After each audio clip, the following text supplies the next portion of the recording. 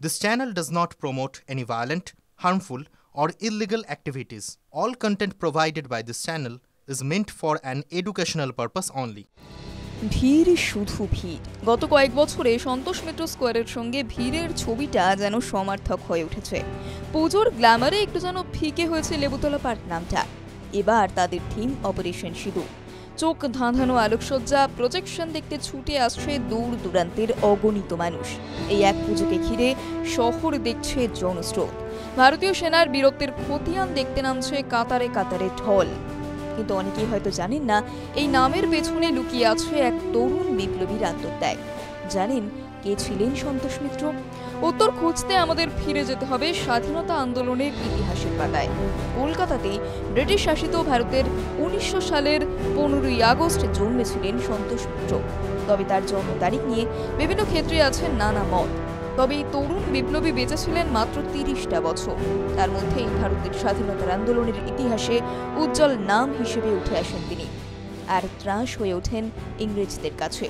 তার জন্মের পরেই ওই 20 শতাব্দীর গোড়া থেকেই ভারতে স্বাধীনতা আন্দোলনের ঝড়টা যেন আরো তীব্র হয়ে ওঠে। আর তার আতুর ঘর তখন বাংলা। কবে থেকে জড়িয়ে গেলেন স্বাধীনতা আন্দোলনে? ছোটবেলা থেকেই সন্তোষ মিত্রের ভিতরে ছিল দেশকে স্বাধীন করার এক অদম্য আগুন। 1915 সালে কলকাতায় হিন্দু স্কুল থেকে ম্যাট্রিকুলেশন পাশ করেন এবং 1919 সালে কলকাতা বিশ্ববিদ্যালয় থেকে স্নাতক পাশ করেন।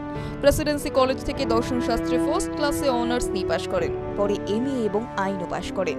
যুবা বয়স থেকেই তিনি রাজনীতির প্রতি আকৃষ্ট হন।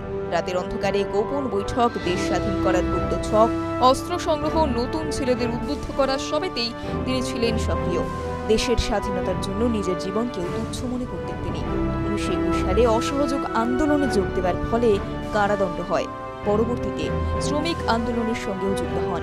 তার চেষ্টায় কলকাতায় জওহরলাল নেহরুর সভাপতিত্বে সোশ্যালিস্ট সম্মেলনও হয়েছিল। চট্টগ্রামে বিদ্রোহের সময় বিপ্লবীদের হাত শক্ত করতেও বড় ভূমিকা নিয়েছিলেন তিনি। গোপনে অস্ত্র সরবরাহ করতেন।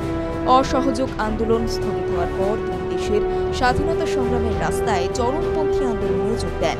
1923 সালে শাঁখারীটোলা হত্যা মামলায় অভিযুক্ত হন। তাকে গ্রেপ্তারও করা হয়। 1931 সালের 16 সেপ্টেম্বর হিজিলি জেলে তারকেশ্বর সেনগুপ্তের সঙ্গেই সন্তোষ কুমার মিত্রকে পুলিশ গুলি করে হত্যা করে। TV9 Bangla digital.